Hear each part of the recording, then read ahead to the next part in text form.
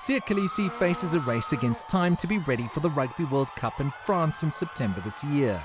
The 61-cap Springbok captain is currently recovering from surgery after suffering a knee injury in his last game at the Shark Tank in Durban in April, leaving a large cloud of uncertainty around the participation of South Africa's skipper in his country's title defence. If you lose your captain, it's always a big blow, and I think with Sia even more so, not just what he means on the field, but what he means for the country off the field. I mean, he's someone that everyone looks up to, what he's done with the Springbok team, how he's playing at the moment. He's just a great ambassador, but yeah, it will be a very big blow for us if he's not there. The 31-year-old loose forward has represented the Sharks for the past 2 seasons and has had an enormous impact on the Durban franchise. And according to the director of rugby, Neil Powell, he lifts the Springboks just by being in the team. He's really a humble person, and I think there's so much integrity there and that's all you can ask of a leader and a human being.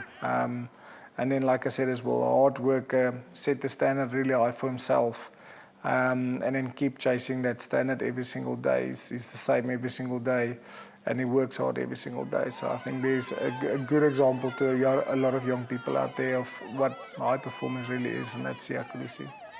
In 2019, Kolisi's involvement was also under scrutiny. A knee injury almost curtailed his place at the tournament in Japan. But after some careful game management, the country's first black African captain brought the trophy home. But this time around, should the number 6 be fit, the men in green and gold won't head into the World Cup as favourites, despite being defending champions. But I like where we're at from a Springbok point of view. A couple of injuries that's a massive concern, for the Springbok setup.